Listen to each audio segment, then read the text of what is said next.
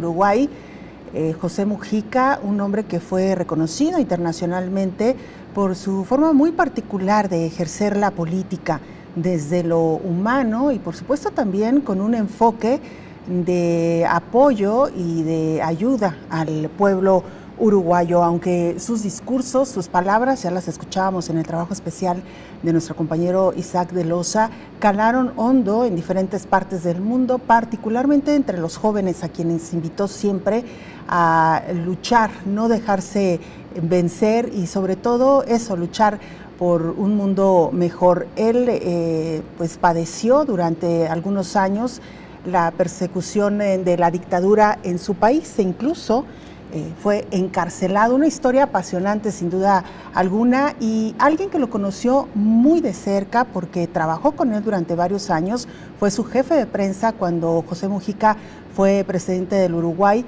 Es el periodista reconocido en ese país, uruguayo también, nuestro amigo y por supuesto colega Leonardo Galante. Leo, ¿cómo estás? Muy buenas noches, gracias por aceptar esta conversación. Bueno, gracias a ti, como siempre es un verdadero gusto y un placer estar comunicado con mis hermanos mexicanos, especialmente con el Canal 44 y contigo, Belén. Sin duda hoy aquí en Uruguay estamos viviendo una jornada que, si bien se esperaba un desenlace, ya la vida de Pepe estaba llegando al final desde hacía unos 2 o 3 meses. Por más que fuera anunciada, no dejó de sorprender y no dejó de acongojar a un país donde su figura sigue siendo, más allá de cualquier lectura posible de simpatías o antipatías, una figura muy germinadora de una proyección nacional muy fuerte. Incluso hoy se ha repetido con mucha insistencia que ha sido el uruguayo que en los últimos 50 años más ha colocado la figura del país en el mundo que ningún otro. Ni siquiera el fútbol ha podido lograr una presencia del Uruguay como un país referente, como un modelo democrático y republicano, como lo que fue la figura de José Mujica. Un hombre de austeridad en lo material, que luchó a lo largo de su vida por las causas que creyó las más justas. Él siempre hablaba de que su pelea era para evidenciar que otro mundo es posible. Una figura que incluso hasta las propias referencias de la oposición política a la izquierda uruguaya, él es un hombre de izquierda, que tuvo sus raíces en un partido fundacional del país, como es el Partido Nacional, fue evolucionando después de haber llevado su vida a través de una lucha armada y haber perdido esa batalla, haber estado encarcelado bajo apremios y torturas físicas muy duras durante un encapsulamiento de 7 años en una soledad horrible, sin permitírsele siquiera el derecho a la lectura. Mujica pudo recomponerse, salir en la libertad y en libertad comenzar a construir una nueva forma de ver el mundo, sin enojos, sin odios, sin resentimientos, buscando siempre una apuesta muy directa al diálogo como un puente constructor de una unidad democrática y, por sobre todas las cosas, en esa proyección que le dio al país, ese modelo de austeridad que eligió vivir no era una pose o una fantasía creada para justificar el nacimiento de un personaje, sino que era su manera más profunda de vivir. Él vivía en una modesta chacra. Una chacra es un predio de explotación agropecuaria muy pequeño en las afueras de Montevideo, conocido como Rincón del Cerro. Montevideo tiene un cerro que preside su bahía de entrada a la ciudad, el Cerro de Montevideo, y él vivía muy cerquita de allí. Se dedicaba a la actividad de floricultor, una actividad que había desarrollado desde su juventud, y naturalmente la militancia política lo fue guiando por distintos caminos. Hoy, incluso todas las transmisiones de los medios de comunicación, radial, escritos y televisivos, han sido frecuentes las transmisiones extensas para homenajear una vida muy larga, que dentro de una vida de casi 90 años, el 20 de mayo, dentro de pocos días cumplía los 90, tiene muchas vidas dentro. Sé que de repente hay muchas interrogantes. Yo tuve el honor de ser su jefe de prensa durante su gobierno entre el año 2010 y 2015, de conocerlo más en intimidad, en presencia activa, de escuchar esa forma muy filosófica de plantear la vida y entender el mundo, y de tener una prédica constante para que los más desfavorecidos tuvieran un lugar de preeminencia, un lugar destacado en la vida política, en la acción política, pero sobre todo en la preocupación cotidiana.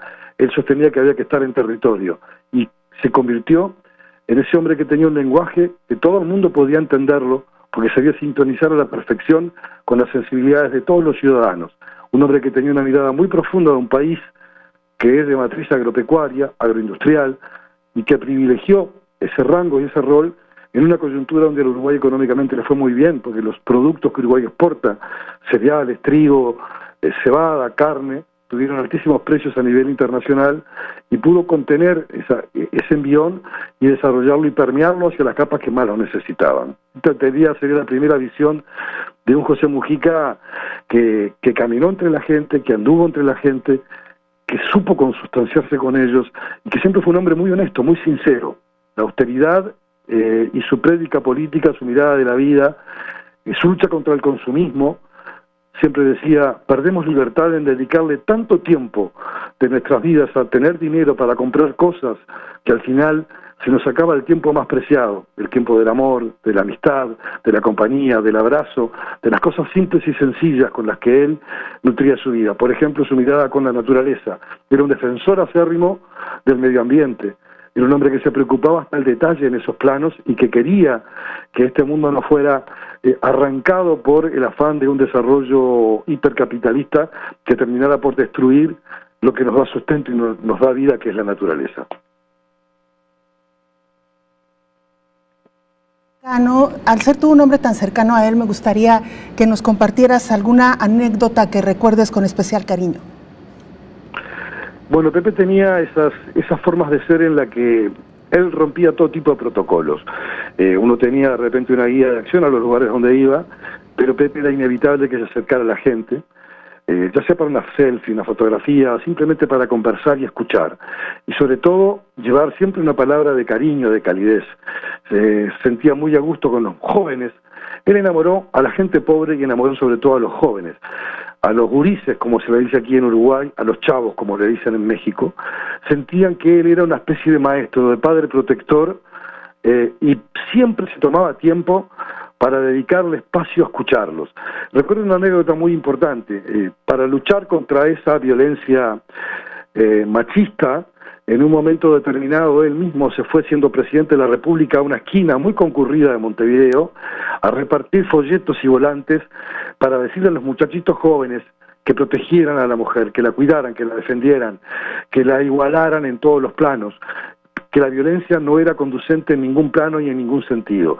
Y la gente se sentía que caminaba, transeúntes comunes y corrientes caminaban por la calle, veían al presidente repartiendo esos folletos, y en eso se da vuelta y ve que en la esquina había un liceo, golpea la puerta del liceo y entra, siendo el presidente de la República del liceo, a hablar con los muchachos, con los jóvenes, con los chavos, con los gurises, como le decía él, para explicarles que había que desterrar la violencia machista, que el machismo era uno de los cánceres más acuciantes que tenía la sociedad contemporánea. Cosas como esa eran las que hacía Pepe en forma cotidiana. Y en las conversaciones personales, a veces uno le decía, pero Pepe, ¿no te estás exponiendo mucho al hacer estas cosas? No, yo necesito el encuentro con la gente, necesito escuchar a la gente. Y la casa de Pepe era su chacra, una casa muy humilde. Vivo en una zona rural de Montevideo, de las pocas zonas rurales que la ciudad capital tiene, y allí iba la gente a conversar con él. Ahí iban presidentes, iba el rey de España, venían altos dignatarios del mundo a charlar en esa casita humilde, a tomar un mate, que es una bebida muy típica de los uruguayos que ustedes deben conocer, o simplemente a compartir un asadito hecho de manera muy casera para poder charlar sobre los temas de fondo. Los temas de política internacional, la lucha contra el consumismo, la lucha contra la degradación del planeta y la lucha contra la violencia machista, fueron algunos de los grandes ejes que tuvo Mujica en todo ese tipo de encuentros. Pero así como iban dignatarios, iban personas de a pie a golpearle la puerta a la casa de Pepe para explicarle que tenían un problema y Pepe llevara adelante una solución. También se preocupó mucho por la educación, y frente a su chacra había una vieja instalación de una fábrica que estaba ya cerrada, y él compra con su dinero ese lugar y se lo dona a la Universidad Tecnológica del Uruguay y crea la UTEC, una universidad para el mundo del trabajo, una universidad gratuita que hoy se extendió por todo el país y que él la inicia en el año 2011, y hoy es una realidad de ciclos de formación terciarias para el mundo del trabajo, que fue la otra gran preocupación, que los jóvenes ocuparan su tiempo en aprender, en desarrollarse, y salía y conversaba con ellos, y entraba a las aulas, y era uno más, y era siempre ese tipo de cercanía con el que uno se podía encontrar y abrazar, y siempre tenía una palabra de cariño, de aliento. Él decía que era un vasco, porque su herencia, su apellido es vasco, un vasco terco, que cada vez que se caía se levantaba. Y si te veía a ti que estabas en una posición difícil e incómoda, él te daba la mano para levantarte y decirte, hay que seguir peleando. La vida se va, las causas quedan. Claro, Leo, lamentablemente el tiempo se nos está agotando, pero no me gustaría terminar esta charla sin que nos contaras un poco sobre los planes que se tienen para la celebración de sus funerales. Y antes, muy brevemente, nada más decir que José Mujica fue un hombre muy cercano a México. La última vez que estuvo aquí en Guadalajara, en la Universidad de Guadalajara, agradeció precisamente a México por haber abierto los brazos a todos estos exiliados uruguayos, un gesto que sin duda pues, nos caló hondo y de una manera muy emotiva. Pero cuéntanos un poco cuál es el programa, el plan que se tiene para los funerales de José Mujica. Brevemente te digo que el amor de Pepe Mujica a México era muy profundo. Incluso hoy la presidenta de México, Claudia Sheinbaum, no sé si lo estoy diciendo bien, publicó una foto en la que se encuentra con él y sí, recuerdo ese viaje a la Universidad de Guadalajara y ese discurso y esa felicidad que él tenía por estar en México. México y Uruguay tienen muchas cosas en común y tienen una historia muy rica como países hermanos. Mañana, hoy aquí son casi las 12 menos cuarto de la noche, mañana sobre las 10:30 de la mañana, hay un cortejo fúnebre que parte desde el edificio de la Presidencia de la República, nuestra Plaza de Independencia, la más importante de Montevideo, va a recorrer la avenida principal de la ciudad, se va a detener en la sede del Movimiento Nacional de Liberación Tupamaros, que fue el primer movimiento que lo integra como guerrillero, luego el viaje sigue hasta la sede del Frente Amplio, que es la coalición de izquierdas que lo lleva a la Presidencia de la República, a la cual pertenece el presidente Yamandu Orsi, que fue elegido por Mujica para que fuera el candidato de la izquierda que termina ganando ahora en noviembre pasado la elección nacional.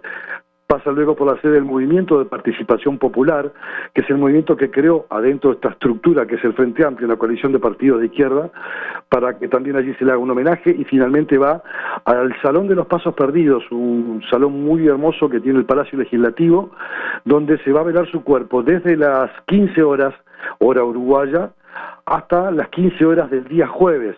¿Por qué esto? Porque van a estar viniendo al Uruguay los presidentes Lula, Petro, Boric, o sea, Lula de Brasil, Petro de Colombia, Boric de Chile, Cristina Fernández de Argentina y muchas delegaciones internacionales. Pepe pidió incluso este jueves, antes de morir, que el velatorio fuera de 24 horas, él ya sabía que estaban sus días finales, para que el pueblo pudiera saludarlo y abrazarse con él en un gesto simbólico. Así que una vez que termine el velatorio el día jueves, su cuerpo será llevado a un cementerio, se van a cremar y sus restos, sus cenizas van a ser enterradas en la chácara donde él vivía, debajo de un árbol, donde está enterrada su perrita Manuela, una perrita de 3 patas que él quería profundamente. Y ahí también algún día descansará su compañera de toda la vida, Lucía Topolansky, que es la otra gran referente del Frente Amplio. Así que ese es el panorama desde el punto de vista de itinerario mañana, con 3 días de duelo oficial en el Uruguay, justamente para participar de las exequias del expresidente José Mujica. Leonardo, te agradecemos profundamente este tiempo, que nos compartas también pues esta experiencia que tuviste al convivir con él y conocer un poco más de la obra de José Mujica, que hoy lamentablemente ha fallecido y que su obra sin duda alguna trascenderá por muchos, muchos años. Gracias, y si nos lo permite seguiremos en contacto. Muy buenas noches. Muy buenas noches, muchas gracias a ustedes y un abrazo a México. Gracias, es Leonardo Galante, periodista uruguayo. Vamos a la pausa, regresamos.